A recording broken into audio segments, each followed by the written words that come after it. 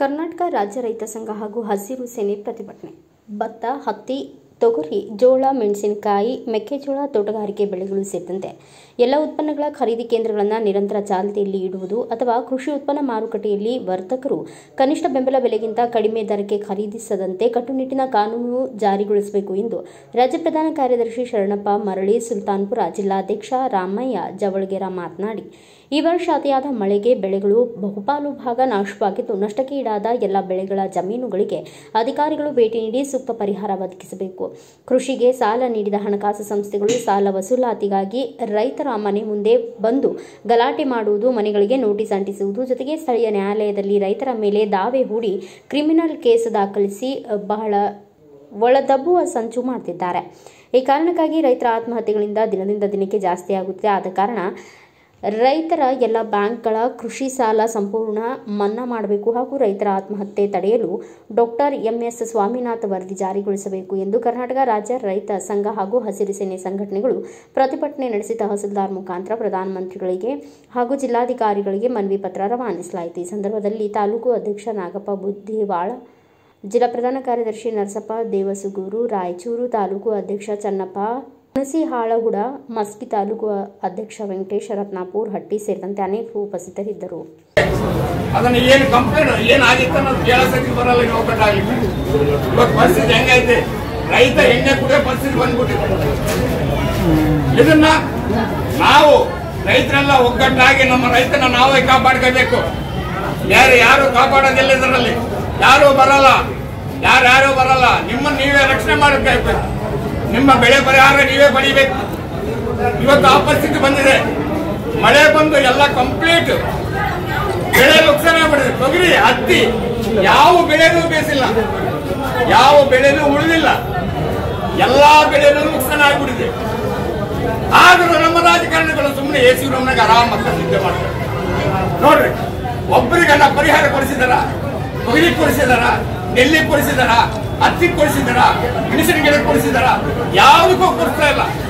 ಹೊಲದಾಗ ಬಂದು ಸುಮ್ಮನೆ ಒಬ್ಬ ಅಧಿಕಾರಿಗಳು ಹೊಲದಾಗ ಬಂದು ಪರಿಶೀಲನೆ ಮಾಡ್ತಾ ಇಲ್ಲ. ಎಷ್ಟು ಬೆಳೆ ನುಕ್ಸಾನ ಆಗಿತ್ತು ಅನ್ನೋದು ಪರಿಶೀಲನೆ.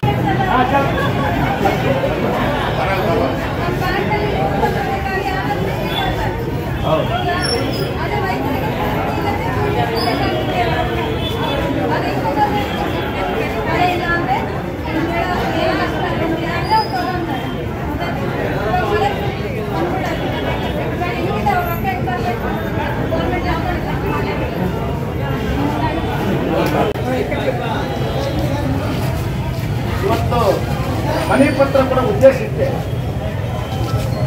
ಇವತ್ತು ರೈತರ ಬೆಳೆದ ಉತ್ಪನ್ನಗಳಿಗೆ ಯೋಗ್ಯ ಬೆಲೆತೆ ಇಲ್ಲ. ಬೆಳೆ ಬೆಳಿಬೇಕಾದ್ರೆ ಗೊಬ್ಬರ ಕೂಡ ಸಿಗಲಿಲ್ಲ. ಸುಮಾರು ರೇಟಿ ಗೊಬ್ಬರ ಮಾಡಿದ್ವಿ.